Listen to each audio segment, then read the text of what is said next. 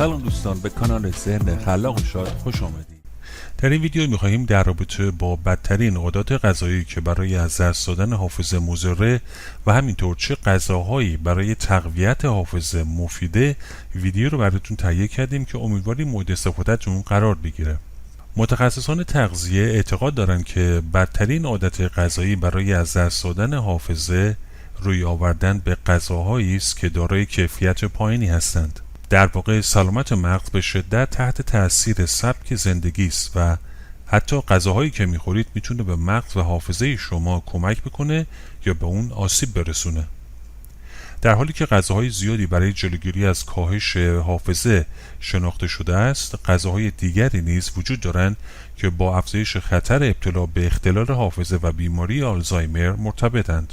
خوردن بیش از حد کربوهیدرات‌های تصفیه شده غذاهایی هستند که شامل قلسبوس خود حذف شده‌اند و به نوبه خود مقداری زیادی فیبر و مواد مغذی اونها رو که شامل میشه از بین برده‌اند. نمونه‌هایی از کربوهیدرات‌های تصفیه شده عبارتند از آرد سفید، شکر سفید و غذاهایی که با این مواد تهیه میشن مانند نان سفید، غلات و ماکارونی. یک بررسی در سال 2015 نشان داده که مصرف بیشتر شکر ساده مانند قند موجود در نوشابه‌ها، آب نبات، پیراشکی، کلوچه‌ها با عملکرد شناختی پایین‌تر همراهه و هنگامی که به جمعیت مسن نگاه می‌کنیم خطر اختلال شناختی ضعیف یا زوال عقل در افرادی که مقدار زیادی از کالری خود را از کربوهیدرات‌ها مصرف می‌کردند افزایش یافته است.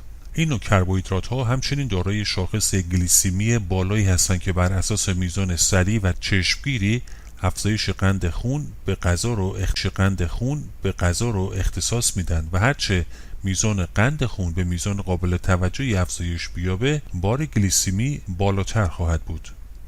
همینطور مطالعات نشان داده که حتی یک وعده غذایی حاوی بار گلیسیمی که بالا می باشد عملکرد حافظه رو در کودکان و بزرگسالان و حتی جوانان مختل می کند. در حالی که می توان از کربوهیدرات‌های تصفیه شده به عنوان بخشی از یک رژیم غذایی کامل و سالم لذت برد، اما بهتر از کربوهیدرات‌های پیچیده سالم مانند غلات کامل همراه سبوسدار، میوه‌ها، سبزیجات و حبوباتی که بار گلیسیمی کمتری دارند مصرف کنید. شاید توصیه‌هایی برای اجتناب از مصرف جیوه در ماهی مخصوصاً برای زنان باردار شنیده باشید، اما تحقیقات ثابت کرده که بهتره همه به میزان جیوه مصرفی خود توجه داشته باشند. جیوه این فلز سنگین به عنوان یک نوروتوکسین در نظر گرفته میشه و ممکنه سیستم عصبی و رشد مغز رو مختل کنه. و تحقیقات ثابت کرده که مسمومیت با جیوه ممکنه منجر به فلج مغزی و تأخیر در رشد مغز بشود. جیوه میتونه در آبها و ماهی‌هایی که در این آبها زندگی میکنند جمع بشه. ماهی‌های بزرگتر با طول عمر طولانی‌تر مانند ماهی تن، اره ماهی و شاه ماهی بیشتر در معرض آلودگی جیوه هستند و باید در بین کودکان خردسال و زنان باردار محدود بشه، زیرا این گروه از افراد در معرض اثرات سمی جیوه هستند. مورد دیگه همینطور استفاده از شیرین کننده های مصنوعی هست. در حالی که جایگزین های قند مانند آسپارتام مزیت شیرینی بدون کالری داره، اما جایگزین این قند در مورد معیارهای سلامت از جمله سلامت مغز بحث برانگیز شده است. یک مطالعه به بررسی ویژگی‌های شناختی، خلقی و افسردگی در افرادی که از رژیم غذایی با آسپارتام بالا پیروی می‌کردند پرداخت و نشان داد که این افراد تحریک‌پذیرتر هستند. همینطور افسردگی بیشتری نشان دادند و در یک آزمون شناختی امتیاز کمتری نسبت به کسانی که از رژیم غذایی کم آسپارتام پیروی کردند داشتند. در واقع محققان پیشنهاد میکنند که نتایج منفی حافظه احتمالاً به دلیل افزایش استرس اکسیداتیو و کاهش در دسترس بودن گلوکوز به مغز پس از تجویز مکرر آسپارتامه. شاید شما از شیرین کننده های مصنوعی برای نوشیدنی های خودتون استفاده میکنید و یکی از منابع غذایی جایگزین برای قنده. با این حال آسپارتام و سایر گزینه‌های قندی رو در ماست‌های طعمدار، آبنبات‌های بدون قند و سایر شیرینی‌ها و همینطور آدامس نیز یافت خواهید کرد که باید در مصرف این نوع قندها احتیاط لازم رو به عمل آورید. مورد دیگه همینطور مصرف چربی‌های بی‌کیفیت هست. چربی‌های غیر اشباع به دلیل فوایدی که برای سلامتی دارن معمولاً به عنوان بهترین منبع چربی رژیم غذایی در نظر گرفته میشن، در حالی که این موضوع در مورد چربی‌های غیر اشباع گیاهی موجود در غذاهای مانند آووکادو، آجیل، دانه‌ها و روغن زیتون صدق می‌کند. چربی‌های تولید شده و مصنوعی ضررهای زیادی برای بدن دارند. چربی ترانس نوعی چربی غیر اشباع شده است که تصور می‌شود اثرات منفی بر بدن و مغز دارد. علاوه بر این، چربی‌های اشباع شده که بیشتر در محصولات حیوانی یافت میشه ممکنه تأثیر نگران کننده‌ای بر مغز داشته باشند. یک مطالعه اشاره با یادآوری و تشخیص ضعیف در آزمون‌های عملکرد شناختی مرتبط هستند.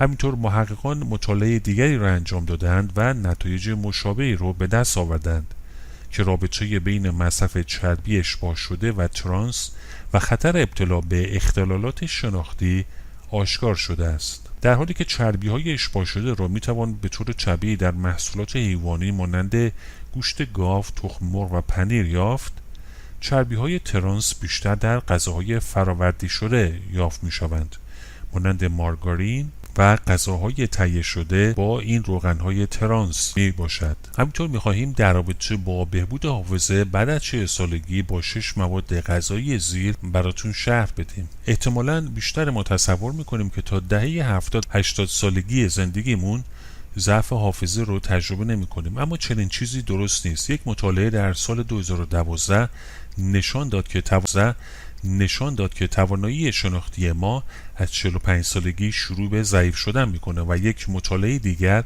ثابت کرده که حتی ممکن از 20 یا 30 سالگی شروع بشه. هرچند نیازی به ترس و وحشت نیست، اما بخش زیادی از سلامت شناختی ما توسط عادات غذایی و سبک زندگیمون تعیین میشه. به عنوان مثال، ما میتونیم حافظه خود را در هر سنی با ورزش منظم، خواب کافی، کاهش استرس و رژیم غذایی مفید و سالم تقویت بکنیم. اما از کجا بدانیم که وقتی پای مراقبت از سلامت مغز به میان میاد چه غذاهایی رو باید بخوریم؟ در اینجا با 7 ماده غذایی بسیار مؤثر برای تقویت مغز و حافظه و قوه شناختی آشنا شوید. اولیش چغندر هستش. چغندر یک غذای عالی برای تقویت حافظه در سن بالای 40 سالگی است. چغندر سرشار از رنگدانه‌هایی به نام بتالینه که با محافظت از بدن در برابر استرس اکسیداتیو و التهاب از پیری زودرس مغز و از دست دادن حافظه جلوگیری میکنه. مواد بعدی مایع‌های چرب هستند. مغز از چربی‌های امگا 3 برای ساخت سلول‌های مغز و عصب استفاده میکنه که برای یادگیری و حافظه ضروری هستند. به همین دلیل مایع‌های چرب امگا 3 مانند ماهی سالمون و ماهی تون آلباکور در بالای فهرست مواد غذایی برای سلامت مغز قرار دارند و به بهبود حافظه بعد از 40 سالگی کمک می‌کنند. تغذیه ماهی سالمن یکی از بهترین منابع اسیدهای چرب امگا 3 هستند. امگا 3 ها به بهبود قلب و عروق، سلامت مغز و عملکرد شناختی کمک می‌کنند و به طور خاص به کاهش التهاب در سلول‌های مغزی کمک می‌کنند. مواد بعدی تخم کتانه. تخم کتان نه تنها منبع عالی پروتئین و فیبره بلکه برای تقویت حافظه نیز بسیار عالیه. دانه‌های کتان غنی از نوعی اسید چرب امگا 3 به نام آلفا لینونیک اسید هستند. اسیدهای چرب در بدن به اسیدهای مفید تبدیل می شوند. از این جهت امگا 3 بسیار برای سلامت مغز مهمه. با خورد کردن دانه‌های کتان و آسیاب کردن آن مزایای بیشتری رو برای سلامتی خودتون به دست می آورید. مواد بعدی بادام هست. چربی‌های سالم از مغزیات و دانه‌ها کلید حفظ قدرت مغز و تقویت حافظه‌اند. بادام سرشار از چربی‌های اشباع نشده است که نه تنها به کاهش کلسترول کمک میکنه بلکه میتونه عملکرد شناختی رو بهبود ببخشه. مواد بعدی استفاده از سبزیجات مثل کلم بروکلی و سایر سبزیجات چلیپایی است. کلم بروکلی و سایر سبزیجات چلیپایی مانند گل کلم پیچ و کلم بروکسل را با حافظه بهتر و بهبود عملکرد شناختی مرتبط دانستند. کلم بروکلی سرشار از سولفورافان، نوع اسید اکسیدانه که به مبارزه با التهاب کمک میکنه. همینطور یک مزیت گل کلم بروکلی اینه که فیبر فراوانی داره که برای کاهش خطر ابتلا به سرطان‌ها و همچنین کمک به حفظ سلامت سالم بدن مهم می باشد. و مواد آخر روغن زیتونه.